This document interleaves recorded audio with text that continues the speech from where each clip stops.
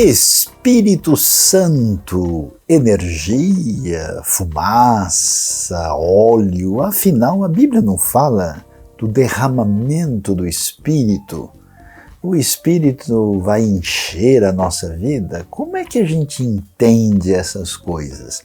É muito importante observar que o Espírito Santo tem um lugar especial na revelação de Deus. Aliás, a Bíblia logo no começo começa ali a mostrar que Ruach Elohim merachefet al pnei hamayim, o Espírito de Deus pairava sobre a face das águas, sobre a superfície das águas, mostrando que o Espírito Santo não só faz parte daquilo que é revelado como Deus triuno, como também é o Espírito que faz parte da criação, faz parte da revelação de Deus, faz parte dessa intervenção de Deus na história e tem um papel importante na inspiração das Escrituras, nas profecias, na vida de Jesus e na vida da igreja primitiva de maneira muito particular e especial.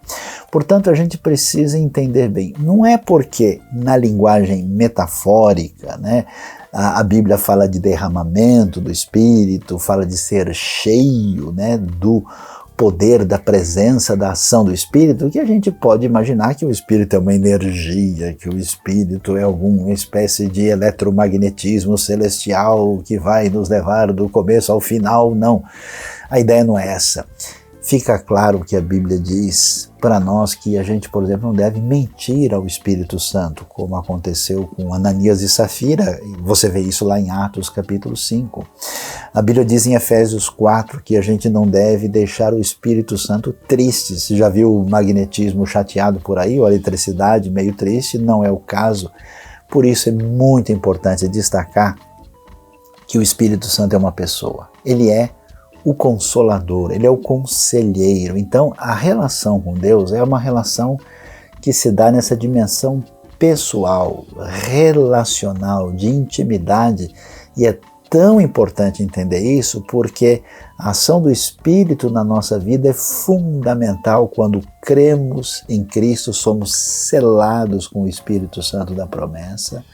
Quando caminhamos na fé, devemos buscar esse enchimento do Espírito e somos chamados a manifestar o fruto do Espírito, e a garantia da nossa redenção está exatamente nisso que é chamado às vezes de penhor, de sinal de que o Espírito Santo garante a nossa redenção futura. E tem mais. A obra de Deus através da história não é pela nossa força, inteligência ou poder, acontece pelo poder do Espírito Santo de Deus. Sejam cheios do Espírito.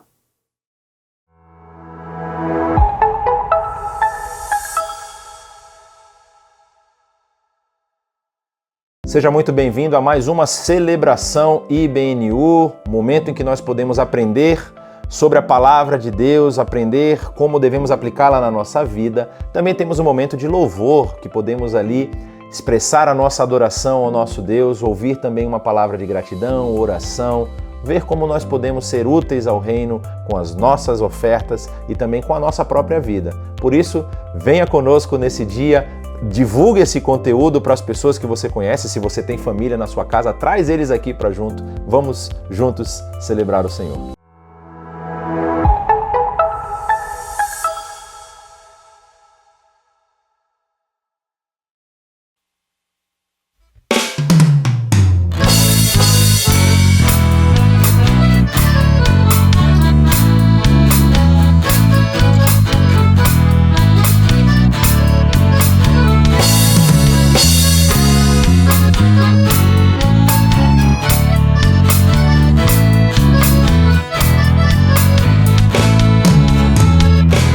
Não fica bem a gente passar bem o outro carestia, ainda mais quando se sabe o que fazer e não se faz. Como fruto do amor de Cristo, fruto do seu compromisso, vendeu o homem o que tinha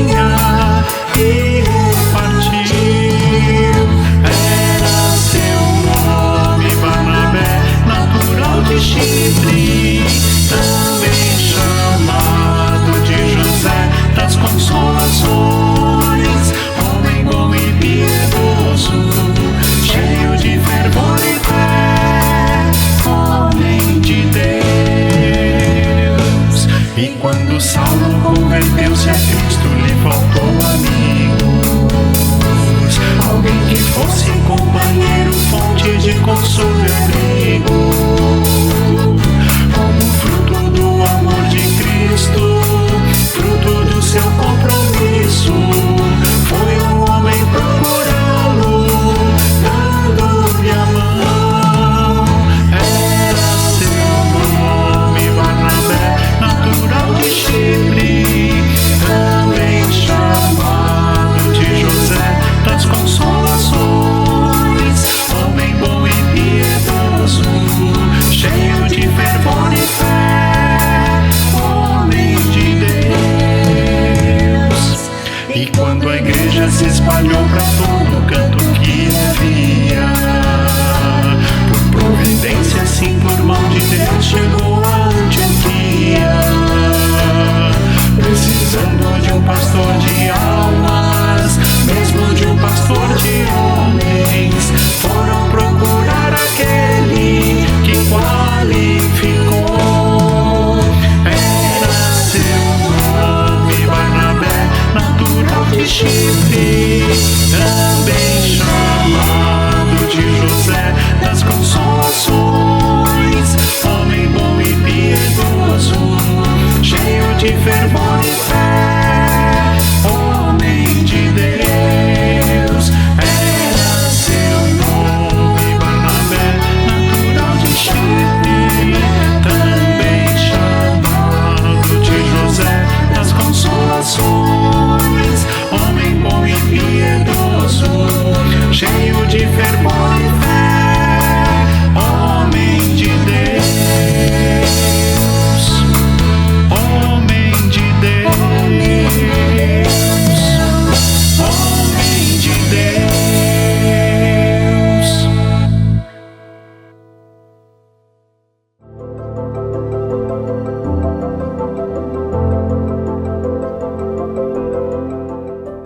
E aí, vamos falar um pouquinho sobre gratidão? Lá em Salmo 103 diz: bendiga o Senhor minha alma, bendiga o Senhor todo o meu ser, bendiga o Senhor minha alma, não esqueça de nenhuma de suas bênçãos. Mas é fácil, né? Falar graças a Deus, obrigada, Senhor, quando tá tudo indo bem, como a gente achou que seria. Mas a verdade é que vamos ter problemas, vamos ter momentos de luta, de lamentações. E nesses momentos devemos lembrar o que diz Lamentações 3:21. Ele diz: quero trazer à memória o que pode me dar esperança.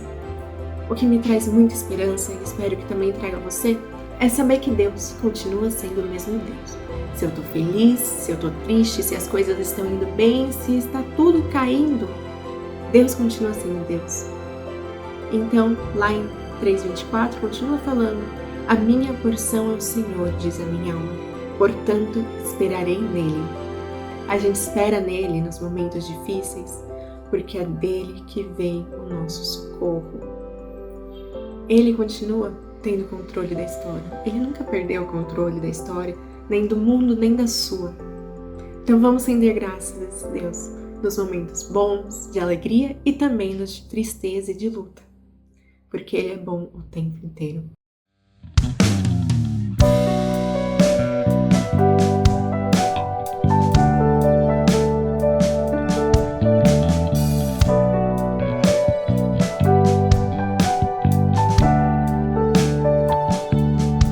Vamos cantar uma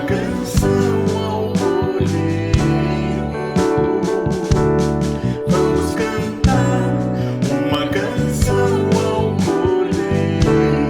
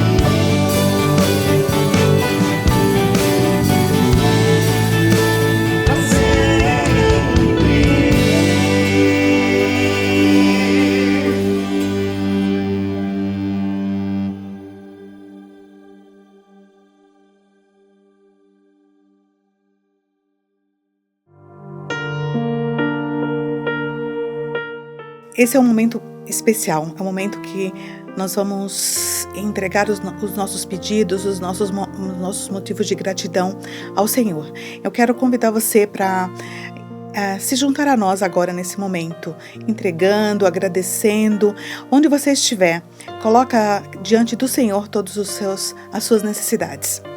Senhor Deus, muito obrigada por estarmos aqui, Senhor, porque somos teus filhos e nós sabemos que o Senhor é bom, que o Senhor cuida de nós e que o Senhor ouve as nossas orações, Pai. Então queremos te pedir, Senhor, que abençoe o Brasil, abençoe todas essas situações difíceis que temos vivido no Brasil e no mundo, Pai. Cuida dos nossos missionários, Senhor, cuida da nossa liderança, dos nossos pastores, dos nossos líderes, Pai.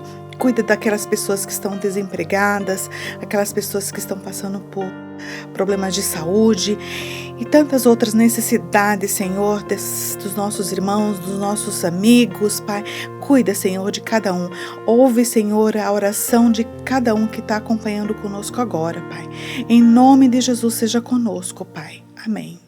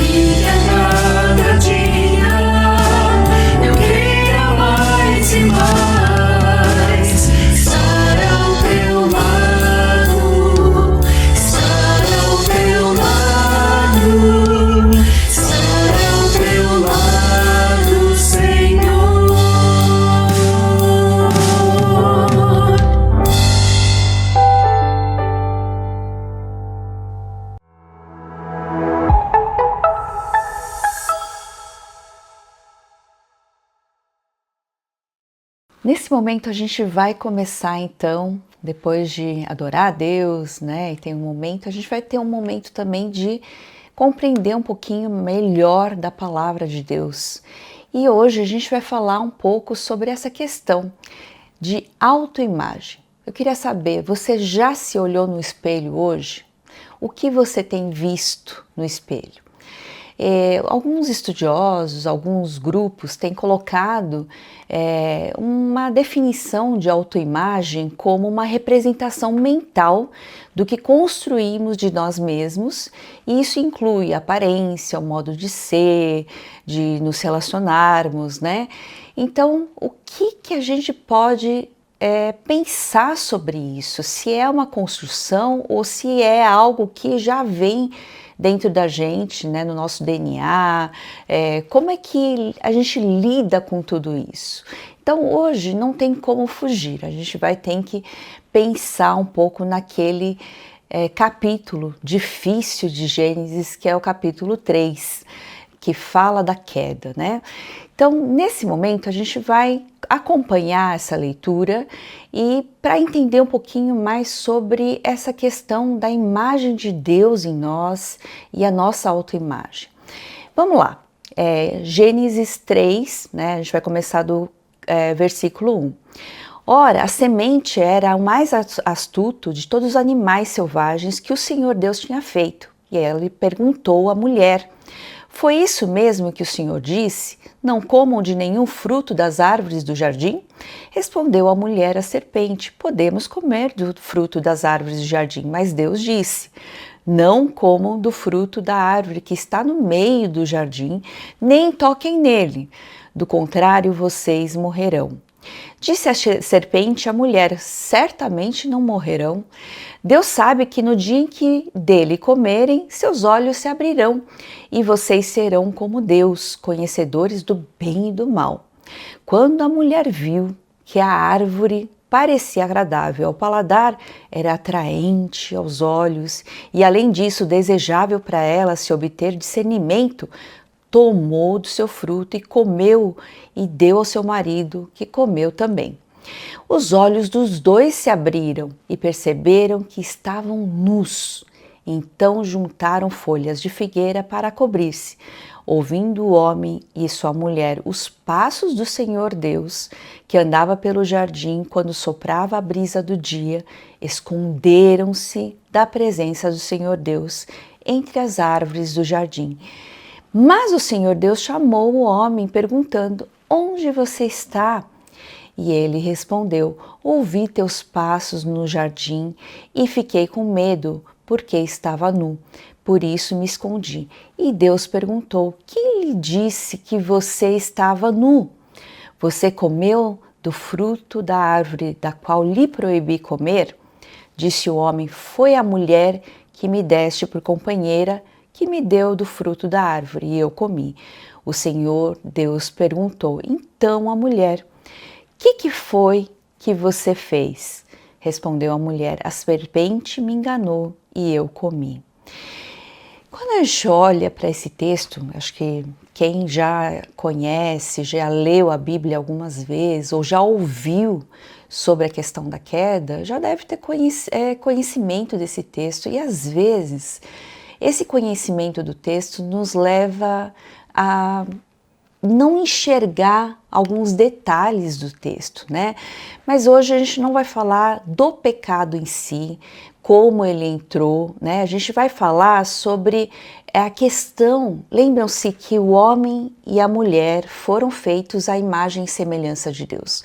A gente vai ver esse texto tanto no capítulo 1 quanto no capítulo 2, que Deus criou. Ele falou lá em capítulo 1, 26, ele fala: façamos o homem à nossa imagem e semelhança. Então ele vai dar elementos, né, de que a gente vai ter características parecidas com Deus, a semelhança de Deus. E o que envolve essa semelhança de Deus, né? Então, para a gente falar sobre a possível corrupção, rompimento, né, sobre isso, a gente precisa entender o que era, né, que fazia parte dessa semelhança de Deus. Então, a gente vai ver que a gente tem algumas características que são incomunicáveis, quer dizer, não são possíveis de passar para o ser humano. Por exemplo, a eternidade. Deus é eterno, Deus não tem começo nem fim. Então isso não é possível ele passar para a gente, né? Assim, a gente não pode ter isso como uma característica própria. Deus nos deu o direito de vivermos a eternidade, mas todos nós temos um início. Agora, por exemplo, outra coisa que não é possível, onipresença, onisciência, onipotência de Deus, isso é incomunicável. Agora, outras coisas que Deus nos deu nessa imagem e semelhança são, por exemplo, a criatividade, a autoconsciência, a inteligência, a moralidade, né, que a sociedade, o que a gente tem esse poder de nos relacionarmos com os outros, essa capacidade de vivermos em comunidade, né, o domínio. Então, quando ele fala dominem vocês, né, sobre as aves, sobre tudo que foi criado, Deus chama o ser humano para ele ser corresponsável, responsável sobre todas as coisas. Então, na verdade, o domínio requer essa responsabilidade do ser humano. E também essa comunicação com ele, que só nós, seres humanos, temos, é a espiritualidade. Então, tudo isso faz parte daquilo que é mais importante, mais precioso no ser humano, que o diferencia de todo o restante da criação, inclusive de todos os outros animais. A gente pode dizer que o ser humano foi criado como a coroa da criação, né? Então, o que aconteceu quando esse pecado entrou no mundo? Quando Adão e Eva pecaram, eles são representantes, né, do ser humano nesse momento, e a gente vai ver que nós solidariamente, nós temos uma solidariedade em relação tanto ao pecado quanto a todo o restante das coisas. Tudo está integrado. Então, o que aconteceu com a imagem que Deus criou em nós, né, a imagem dele? Com essa queda, a gente vai ver que a primeira pergunta que Deus vai fazer: Adão, onde você está? E quando a gente olha para a resposta de Adão, eu tive medo, né? Eu tive medo porque eu percebi que estava nu, e aí ele se esconde. A gente vai ver então sobre algumas decorrências desse pecado. A gente vai ver que quando o pecado entra, quer dizer, primeiro a gente precisa entender o que é esse pecado.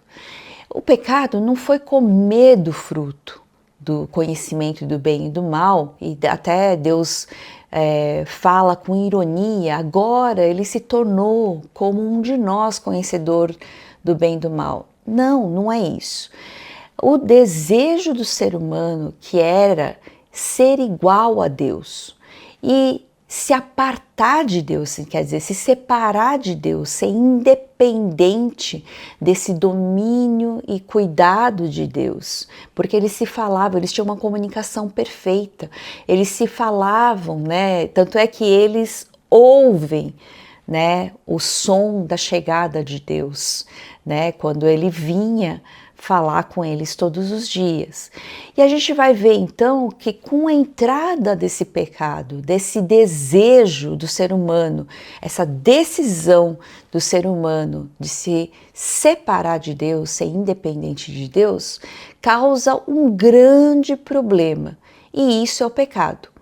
E com a entrada desse pecado, a gente vai ver que criam muitas distorções, muitos rompimentos. Quais são esses rompimentos? Primeiro, a gente vai ter, claro, um rompimento teológico, um rompimento com Deus. Quer dizer, antes eles não sentiam vergonha, não sentiam medo de estar com Deus, de estar na presença de Deus. Eles não tinham esse problema de perceberem a sua nudez e se afastar de Deus, se escondendo, né? Então a gente vai ver primeiro essa ruptura no relacionamento com Deus, já que eles se declararam independentes de Deus. E aí isso causa um grande problema, porque o ser humano ele foi criado para ter esse relacionamento com Deus. E aí, com a perda desse relacionamento, ele perde todo o sistema GPS dele. Ele não sabe mais como viver, porque quem ajuda a gente a entender não só o próprio Deus, mas entender a nós mesmos, é o Deus Criador de todas as coisas, né? É o Deus que conhece o ser humano muito melhor do que ele mesmo, né? E a gente vai ver também algo, né, que a gente conhece ali, que é a ruptura com o próximo, uma ruptura sociológica, né? Que a gente vai ver quando quando o Deus pergunta para o homem, fala assim: você comeu do fruto que eu lhe proibi? Ele vai falar: não, na verdade não fui eu, foi a mulher que o Senhor me deu. Então ele vai jogar a culpa, né, na mulher. Ele não reconhece, ele poderia reconhecer o erro, ele poderia se arrepender e se colocar diante de Deus, pedir perdão, mas ele não faz isso. Então a gente vai ver que ele rompe esse relacionamento também com a mulher que foi criada a partir dele, né? E a gente vê também a ruptura consigo mesmo, né? Uma ruptura psicológica. A gente vai ver que o grande problema dele se perceber é como se ele olhasse no espelho e agora ele não visse aquilo que é bonito, que foi criado por Deus e que Deus olhava e falou assim: é muito bom, né? Tudo que ele olhou depois de criado, ele falou é bom, mas quando ele olhou o ser humano, ele falou é muito bom, né? Então, essa noção já não existe mais. Quando ele olha para si, ele se percebe com medo e ele vai se esconder. Então, existe uma ruptura psicológica, daí vem a distorção que existe na questão de se olhar. Aí o problema que vem da autoimagem, né? E a gente vai ver a ruptura com todo o restante da criação. Então, em vez de o homem agora viver em paz com tudo e as coisas que foram criadas darem coisas boas, por exemplo, a terra, né? A gente vai ver lá mais adiante que Deus fala: maldita é a terra por sua causa. E aí Deus vai falar que eles vão comer do suor, agora eles vão ter que suar, o homem vai ter que trabalhar para poder se alimentar, uma coisa que talvez ele não precisasse do jeito, né, que foi depois do pecado. Então antes a terra produzia coisas boas para ele. Ele tinha, claro, um trabalho, mas que não era um trabalho ruim no sentido de sofrimento, né, que trazia uma dificuldade para ele, e a terra respondia com coisas boas. Agora não, vai dar ervas daninhas, né, então vai dar espinhos, né, então vai causar um grande problema. Então que a gente percebe que o salário do pecado é a morte, né, a gente vai ver em Romanos isso. A morte atingiu o quê? A morte atingiu toda a humanidade, a morte atingiu todo mundo, animal e vegetal, a morte atingiu toda questão material e também espiritual. Então, quando a gente fala dessa questão do pecado, e é bom a gente entender até um resuminho do livro de Gênesis, é que esse pecado não só entrou, né, a gente vai ver aqui que é a entrada do pecado com a queda, mas ele vai piorar cada vez mais que a gente vai andar no livro de Gênesis. Então, o pecado, principalmente do capítulo 3 até o capítulo 11 de Gênesis, praticamente é o agravamento, os desdobramentos, os efeitos desse pecado que a gente vai ver. Por exemplo, a gente tem no capítulo 3, né, a entrada desse pecado através de Adão e Eva. Quando a gente chega no capítulo 4, a pior coisa jamais vista até então vai acontecer, que é o primeiro assassinato, um primeiro homicídio com Caim e Abel, né? Caim vai matar o seu próprio irmão e num momento de adoração, de culto, de entrega, né? De oferta a Deus.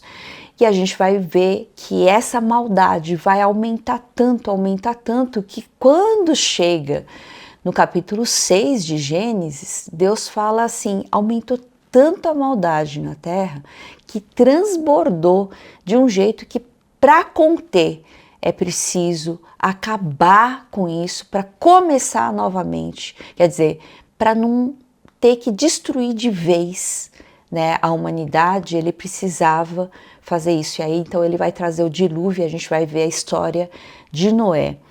E vem o dilúvio, depois continua piorando, agravando tudo, e a gente vai ver o ápice dessa maldade do ser humano. Sabe o que eles têm a ousadia de fazer? De querer chegar na casa de Deus, na morada de Deus, que os antigos lá do Oriente Próximo, eles entendiam que os céus, né, eram a morada de Deus, e era possível chegar a esse primeiro momento assim dos céus através dessa grande torre que eles faziam, né, que era uma ideia que eles tinham lá dos zigurates, né? Então eles criam o quê? A Torre de Babel. Vamos nos juntar, chegar lá na morada de Deus e a gente vai então dominar. Agora eles não querem só a independência de Deus, agora eles querem dominar tudo através da força humana, né? E aí Deus fala, poxa, agora não tem jeito. Então ele dispersa os seres humanos, né? Através da dispersão das línguas, porque eles não vão se entender mais.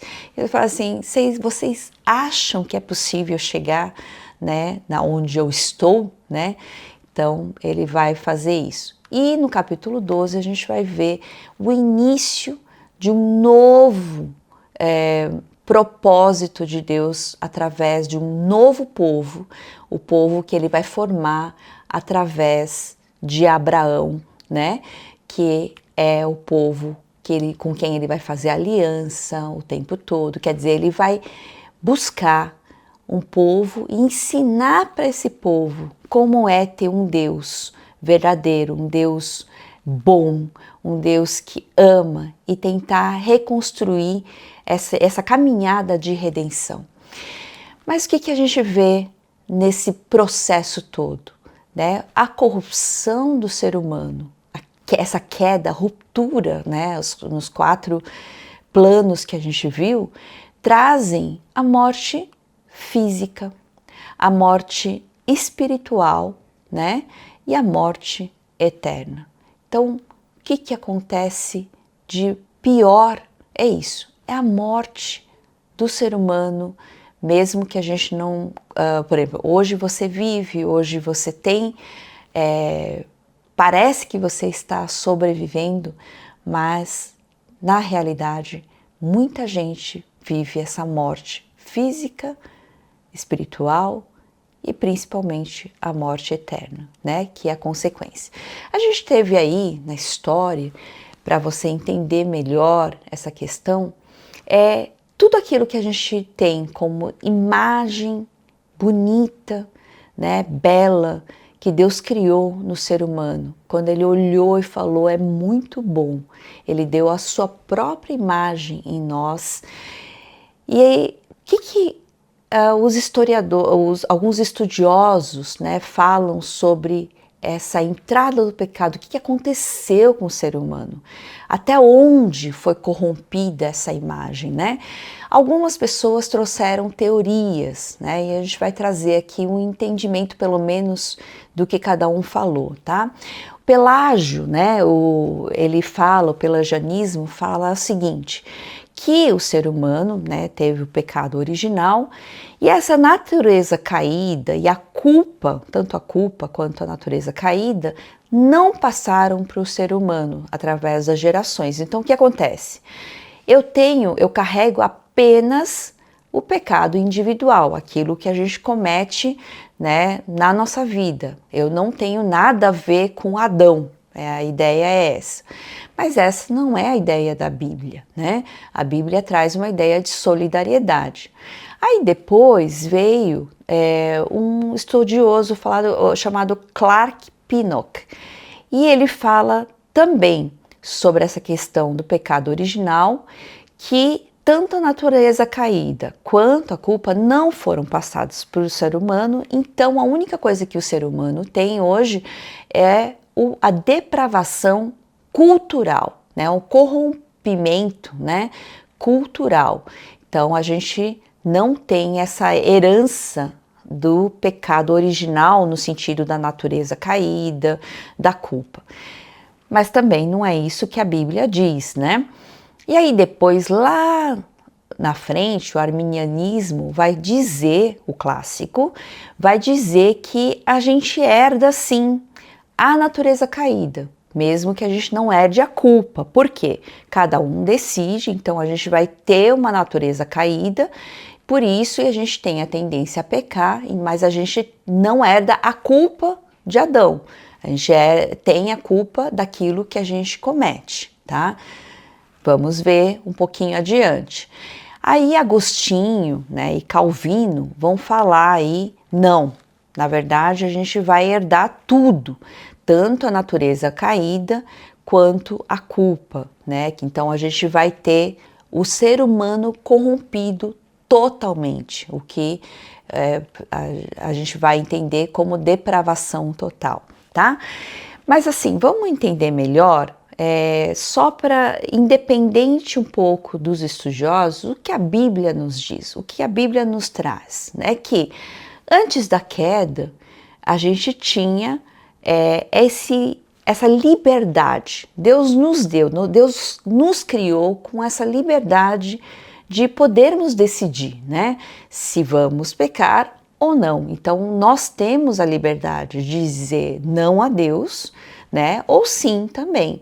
Então, tanto de praticar o bem quanto de praticar o mal, tá? Agora, o ser humano caído, a partir do momento que a queda, né, entra, que o pecado entra no mundo, o ser humano passa a ter essa tendência, né, a fazer o mal. Então, toda a nossa natureza vai tender a sempre escolher pelo mal. Então, o que acontece? As nossas opções de escolha ficam entre o mal e o mal. A gente não consegue mais, a gente perdeu, a gente teve o corrompimento dessa liberdade que a gente tinha entre escolher o bem e o mal. E aí o que vai acontecer? Olha que bonito, através daquilo que Cristo fez, né? Ele vai nos redimir e aí ele vai restaurar essa imagem de Deus em nós. E aí, claro, restaurar também, é possível restaurar a autoimagem, que nada mais é do que aquele rompimento psicológico que houve. Ele pode restaurar e a gente conseguir olhar para o espelho e enxergar quem sou de fato, né? A beleza com que eu fui criado, né? E de novo eu tenho a opção de essa liberdade de escolher entre o bem e o mal.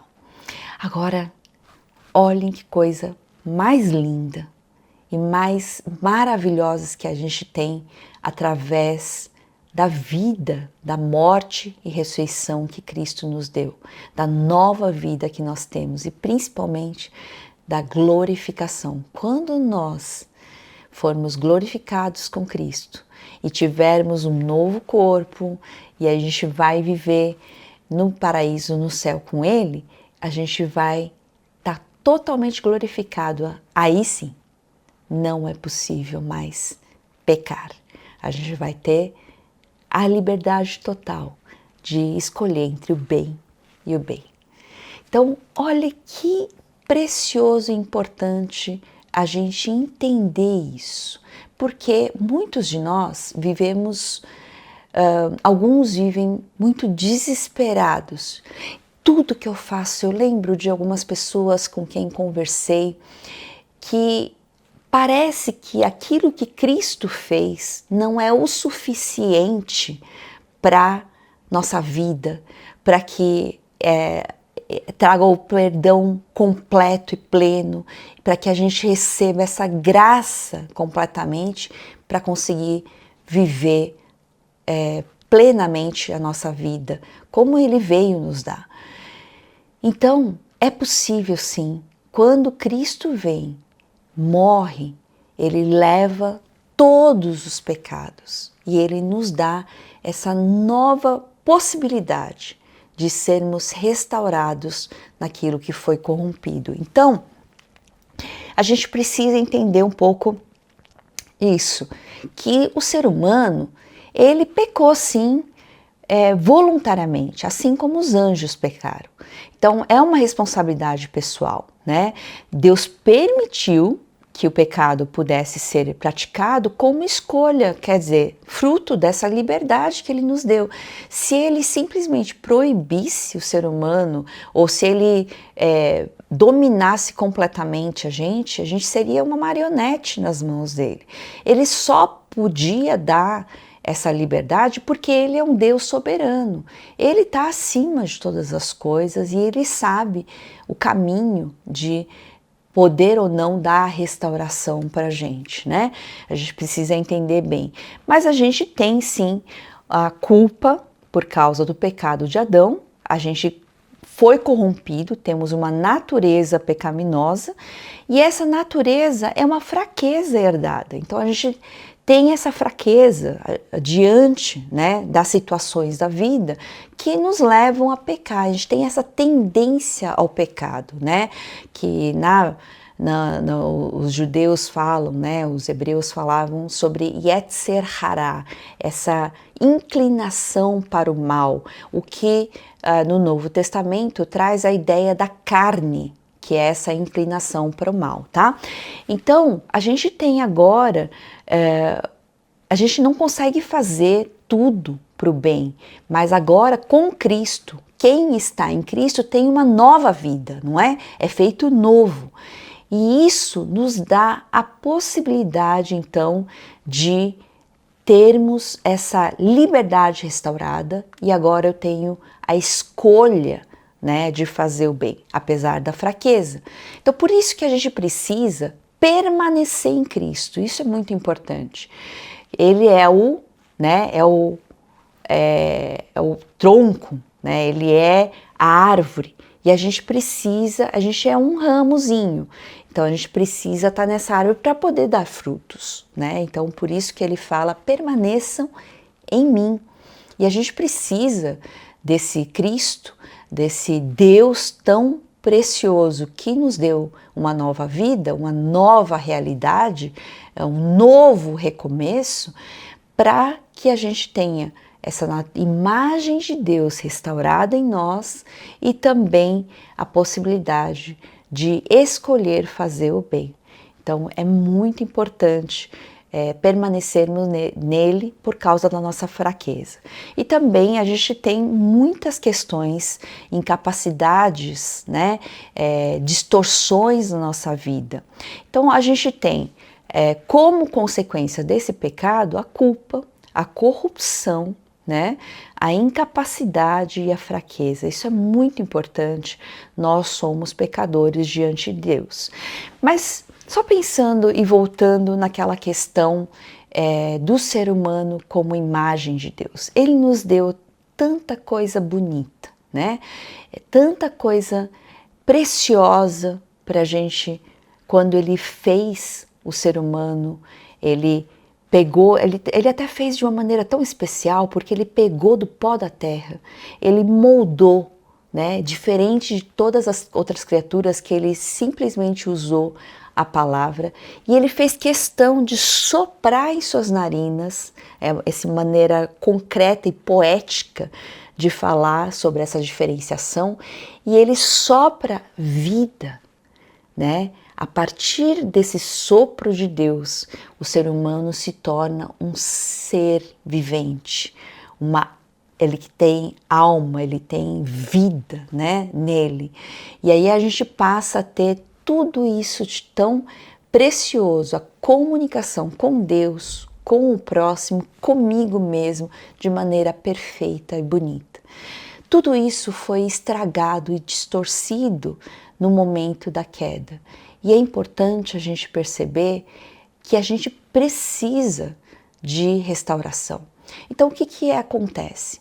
Quando a gente olha no espelho hoje, quando a gente tem hoje tantos problemas psicológicos que o ser humano não consegue mais se encontrar, se entender, que o ser humano não consegue mais lidar com as dificuldades internas, porque antes, o que o salmista faz, por exemplo? Ele fala para Deus. Ele está em angústia, desespero, dor terrível, em sofrimento profundo, e ele vai simplesmente falar: por que se te entristeces, ó minha alma? Diga a Deus, entregue a Ele, né? Confia no Deus que é o teu escudo, que é o teu refúgio, né? E ele conversa muito consigo mesmo. Deus criou a gente através da palavra, porque a palavra é muito importante. A gente precisa ouvir dele para digerir, falar com a gente mesmo e falar com ele, para que isso crie um ciclo saudável de comunicação, de transformação dessa imagem florescendo de maneira saudável dentro de nós. A autoimagem só vai ser saudável quando a imagem que a gente recebeu do alto estiver saudável. E com esse pecado, a entrada do pecado no mundo, a gente tem todas essas distorções. A gente não pode se esquecer que o que a gente vive hoje, se a gente se manter só em nós, sem olharmos para Deus, sem entendermos que só nele nós encontramos respostas para as dificuldades, para os sofrimentos, para as dúvidas, para os questionamentos interiores, se a gente não entender isso, a nossa autoimagem nunca conseguirá ser restaurada. A gente só consegue ter o ser humano bonito, como ele foi criado, em todas as suas identidades tão preciosas que vêm do alto. A gente só vai ter isso quando a gente tiver o relacionamento com Deus. Por isso que ele nos chama todos os dias, para que a gente conheça, o prove. Né? Ele fala, me prove. E você pode ver que a sua vida vai ser diferente. Quer dizer, experimente viver em mim. Viva a plenitude, porque Cristo fala, né? Ele fala, eu não vim para que vocês vivam miséria, para que vocês vivam algo ordinário, vivam plenamente, extraordinariamente, porque é isso que eu vim dar através da morte dele. O próprio Deus veio ao mundo falar com você, comigo, para dar essa restauração, essa renovação daquilo que é mais bonito que Deus criou em você e em mim. Então, a partir de hoje, não olhe no espelho e veja aquilo que você simplesmente é, mas olhe no espelho e veja aquilo que Cristo chamou para você ser, aquilo que Deus criou você para ser. Então, você vai conseguir encontrar as respostas tão preciosas e importantes que Ele quer que você encontre. Então, o que acontece? A gente tem já a redenção em Cristo, a esperança daquela glorificação que a gente vai ter. Mas enquanto a gente vive aqui, a gente pode experimentar disso. Essa salvação que é todo dia, essa redenção que é todo dia, que Cristo traz. O que é? Coloca o homem de volta no lugar estabelecido para ele, desde a criação. Como Deus trouxe isso para a gente. Olha só o que Efésios 1:7 vai dizer. Nele temos a redenção por meio do seu sangue e o perdão dos pecados, de acordo com as riquezas da graça de Deus. Experimentem a graça de Deus. É tão maravilhosa, é tão preciosa, a qual Ele derramou sobre nós com toda a sabedoria e entendimento. Então nós temos. E lá em 1 Coríntios 15, 44b até 49, vai dizer: esse primeiro homem, Adão, tornou-se um ser vivente, o último Adão, espírito vivificante. Olha lá. Não foi o espiritual que veio antes, mas o natural, depois dele o espiritual. O primeiro homem era do pó da terra, o segundo homem dos céus, Cristo. Os que estão na terra são semelhantes ao homem terreno, os que são dos céus ao homem celestial. Assim como tivemos a imagem do homem terreno, teremos também a imagem do homem celestial. Essa esperança grande que nós temos, dessa redenção que Deus vai construindo em nós através dessa imagem que é devolvida através de Cristo, é restaurada como aquela bonita que Deus criou lá no início. Então, Ele pode trazer de volta, Ele é o Espírito vivificante, é muito forte, muito bonito. As distorções que podem trazer, por exemplo, a criatividade que era para ser usada para o bem, ela vai ser usada para o mal, ela é usada para destruição. A gente até tem uma expressão, a arte de fazer o mal, né? Essa autoconsciência que a gente tem, né, o psicológico, torna-se tão ensimesmado que a gente vira um egoísta de carteirinha, né? A gente acaba explorando, fazendo mal para os outros só para ter o ego, né? Lá em cima. A inteligência pode se tornar uma arma potência destruidora. A gente vai ter uma moralidade corrompida, né? A liberdade que Deus nos deu e criou de maneira bonita para a gente poder escolher por conta, adorar a Deus, torna-se algo que é ruim, que é a libertinagem, que é destruidora de vidas, né? A gente vai ver as relações sociais que se tornam relações assim que enxergam o outro só como um número, como coisa, né? Coisificam as pessoas e aí oprime, assim, traz essa crueldade, perversidade nas relações, né? O domínio que deveria ser responsável se torna um domínio abuso, né? De poder, um abuso destruidor. A sede espiritual, que era essa busca tão bonita por Deus, ela vai se desvirtuar e aí a adoração vira um caos, porque você vai adorar as criaturas, você vai adorar a si mesmo, né? Então Deus mandou o seu Filho, Cristo Jesus, para justamente transformar tudo isso de novo, restaurar tudo isso de novo, para você não continuar vivendo no caos, aquilo que traz destruição na sua vida. Então, hoje, você tem a possibilidade de olhar para si e ter essa autoimagem transformada, a imagem que veio lá do alto, transformada, restaurada, e de novo em algo tão precioso, tão bonito, para fazer diferença. Não só na sua vida, para você viver essa vida plena, mas para fazer diferença na vida dos outros. Você sabe que uma pessoa transformada, ela consegue enxergar o outro como irmão, como uma pessoa que é digna da graça de Deus, assim como você. Ela consegue enxergar Deus e ter uma plena reconciliação e uma comunicação e uma comunhão com Deus tão perfeita, tão preciosa, que é aquilo que Deus queria desde o início.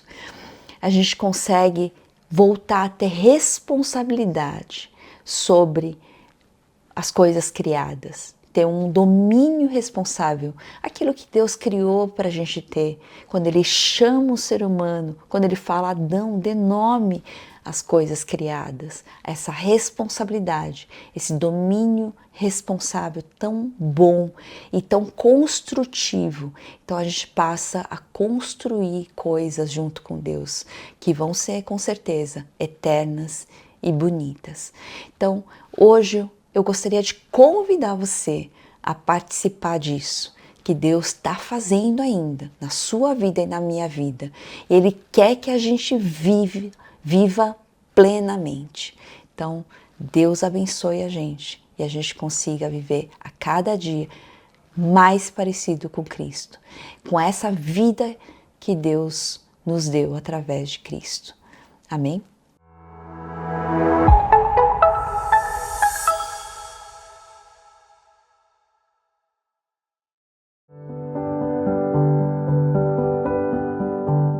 Aqui na IBNU nós temos dedicado o nosso tempo, as nossas ações para a expansão do reino de Deus, para a transformação de situações de pessoas que estão, muitas delas, em calamidade, nos casos especificamente onde atuamos com ajuda humanitária, mas também pessoas que estão muitas vezes desesperadas, sem encontrar esperança para a sua trajetória e para a sua vida.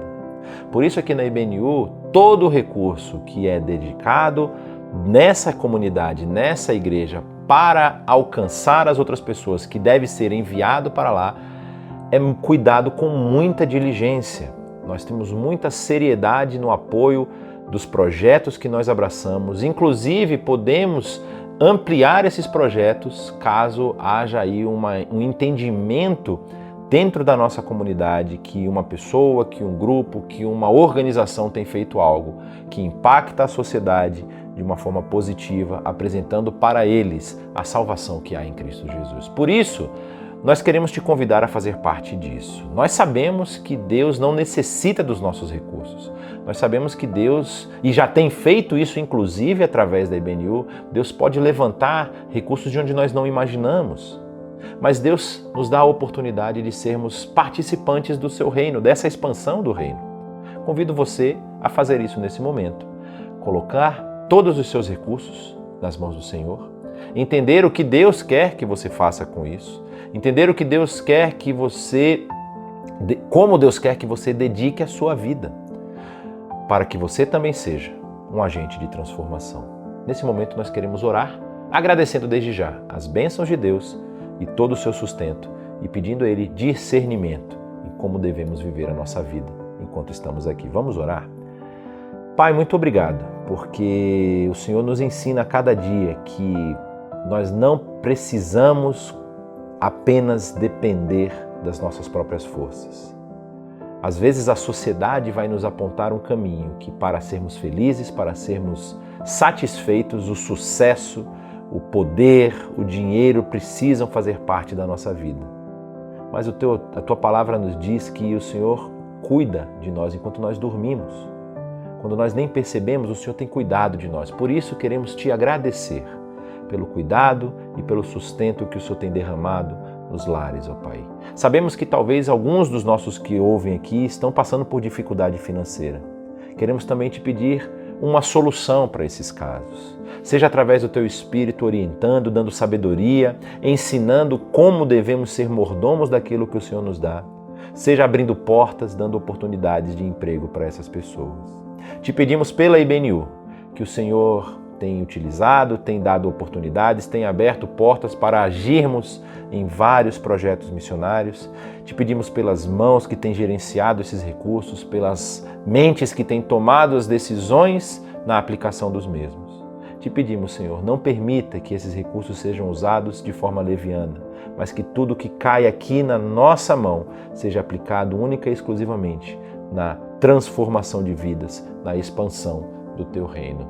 E por último, Senhor, te pedimos por cada um de nós, individualmente. Pedimos que o Senhor derrame sabedoria espiritual para gerirmos com inteligência os recursos que o Senhor tem nos dado. Assim nós oramos, no nome do Teu Filho amado Jesus. Amém.